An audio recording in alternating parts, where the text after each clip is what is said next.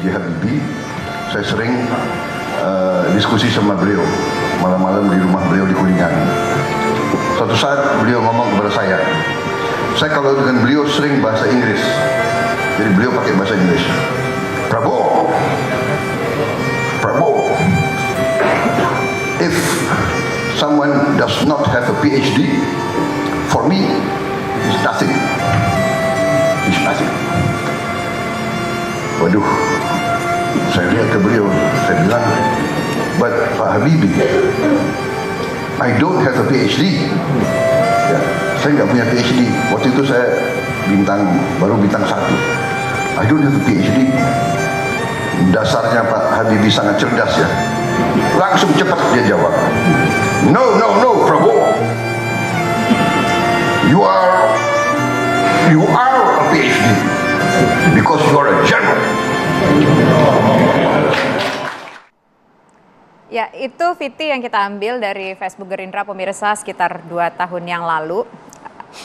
Kita ingin tahu, kalau nggak salah sekitar tahun 1998 hubungan Pak Prabowo dan Pak Habibie agak merenggang ya, katanya demikian Pak.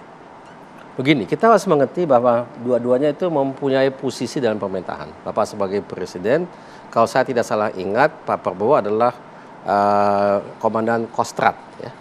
Kalau saya tidak salah ingat ya. Jadi mereka dua-duanya punya profesi. Adanya peristiwa yang banyak orang ketahui itu harus kita lihat dalam konteks itu.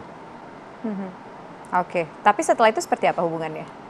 Kalau dari pengamatan saya sih nggak ada masalah gitu ya. Jadi saya tahu bahwasanya beberapa tahun yang lalu Pak Prabowo jumpa Bapak di rumah Bapak di Jerman. Yaitu sebelum Bapak wafat, saya perkirakan di antara 2017-18, jadi setahun 2 tahun sebelum Bapak wafat, untuk berbincang-bincang, minta pendapat Pak Habibie mengenai ini itu, ya kurang lebih seperti itu. Oke. Jadi, kalau Pak Prabowo sendiri di mata Pak Ilham seperti apa sih sosoknya? Nah saya cukup lama mengenal beliau ya sebagai individu. Tiap kali yang saya amati, kalau saya jumpa, kita ngobrol banyak, dan itu kita sangat klik gitu ya. Itu yang saya amati ya. Jadi kita punya cara kita berdiskusi atau apa yang menjadi belum tentu kita selalu sependapat, tapi yang jelas kita nyambung gitu ya. Nyambung dari segi cara kita berpikir dan cara kita mendiskusikan sesuatu dari individu ke individu gitu ya. Dan saya tidak tiap tahun saya jumpa, tapi kalau saya jumpa bisa lama saya ikut bicara. Saya diundang oleh beliau ke rumahnya di Hambalang itu tahun 2014 kalau salah. Kita makan siang di situ mungkin 2-3 jam ngobrol saja. Ada juga orang lain, tapi yang banyak ngobrol itu Pak Prabowo dan saya. Yang intens ngobrolnya pada saat itu ya? Oh, mengenai banyak sekali hal. Bukan politik ya, itu banyak sekali. Ngobrol politik? Mungkin ada dikit politik, tapi nggak terlalu banyak, nggak dominan. Itu lebih ke teknologi, ekonomi, masa depan, ya kayak gitu. Nah, apa yang diungkapkan oleh Pak Prabowo pada saat itu Pak, kira-kira selain soal teknologi, ekonomi, masa depan, soal politiknya seperti apa? Saya tidak terlalu ingat terus terang, tapi yang saya ingat kita bicara mengenai pesawat pasti. Oke. Nah, pesawat ini saya tiba-tiba keingat nih Pak, apakah majunya Bapak yang kemarin kita ketahui diusung oleh Nasdem, ini ada kaitannya dengan sebuah proyek pesawat yang gagal sehingga di situ rasanya kayaknya ini harus melakukan sesuatu. Apa ada kaitannya nggak dengan itu Pak? Sekali lagi, jadi kita ini pertanyaan mengenai pesawat terbang yang dibuat oleh Bapak tahun 90-an itu.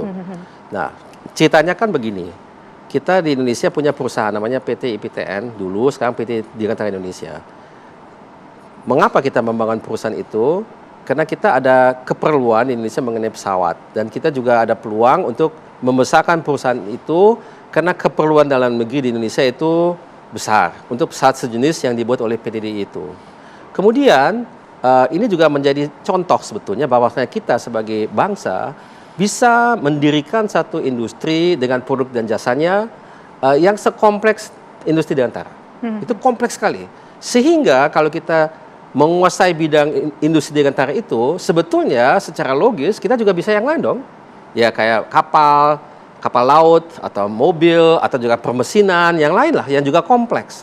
Karena ini bukti bahwa kita mampu asal kita diberi kesempatan. Nah, kuncinya di kesempatan itu. Sehingga karena tentu itu tidak jatuh dari langit ya. Kita tidak bisa membuat industri dalam sekejap. dan persiapan untuk kita menyaksikan bersama adanya penambangan perdana dari N250 bernama Katut Koco, itu adalah purwarupanya atau prototipenya di tanggal 10 Agustus tahun 1995, itu adalah dengan persiapan hampir 20 tahun sebelumnya. Jadi nggak langsung ya.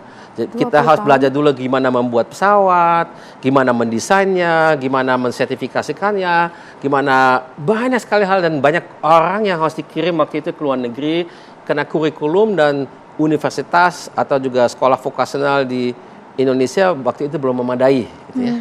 Sehingga alhasil ya kita bisa membuat pesawat itu, alhamdulillah bisa terbang dan juga sertifikasi berjalan terus. Namun demikian harus dihentikan waktu itu karena masalah keadaan negara kita masuk ke dalam krismon yang jadi krisis politik. Mengecewakan sekali ya Pak. Tentu 20 mengecewakan. tahun persiapan. Iya, dan kita tentunya, berarti Bapak dan termasuk saya, setelah itu ternyata tidak bisa kita teruskan, kita mencoba lagi membuat pesawat yang ada hubungan dengan itu. Dia lebih, mungkin boleh dikatakan turunan dari N250, yaitu adalah R80. Dia pesawatnya kurang lebih sama dari segi konsep teknologinya, tapi lebih besar karena kita harus menyesuaikan kepada keperluan pasar. Jadi dia 80 penumpang, yang dulu tuh 50 penumpang. Oke.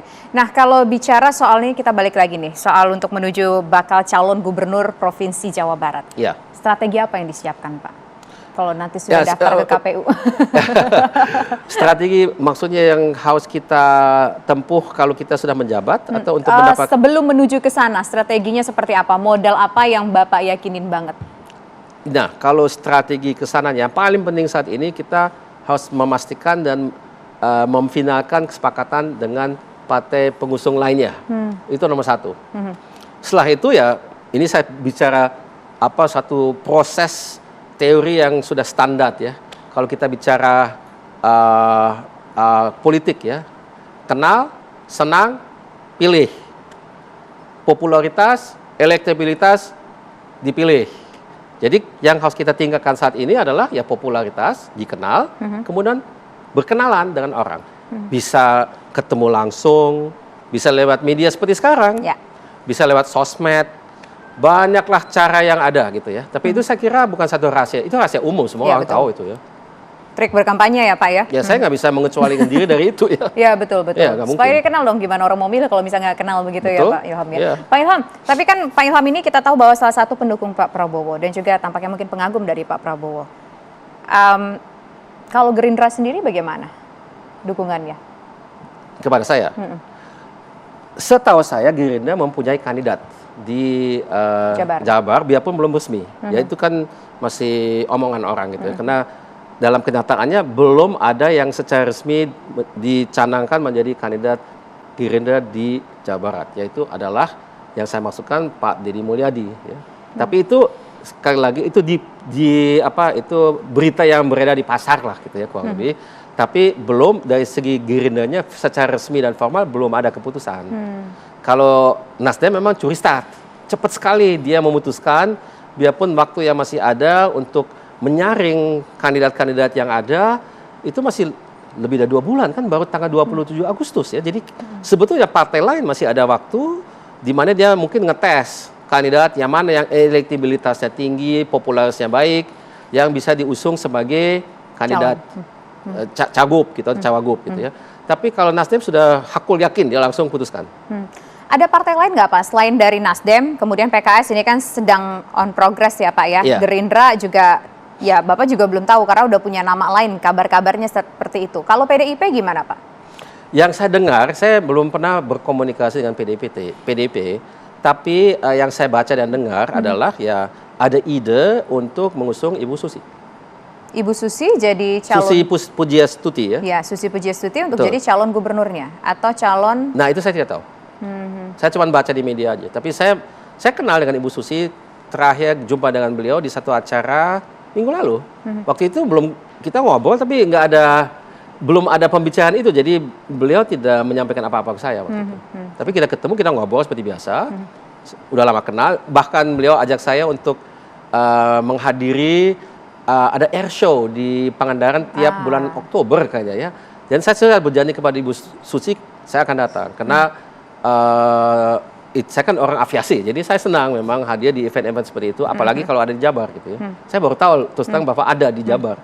Tapi rupanya tiap tahun atau tiap 2 tahun ada event airshow di Pangandaran. Oke, berarti kalau Pak Ilham sama Bu Susi ini misalkan ada nih jalannya untuk bersama, dapat banget dong chemistry-nya.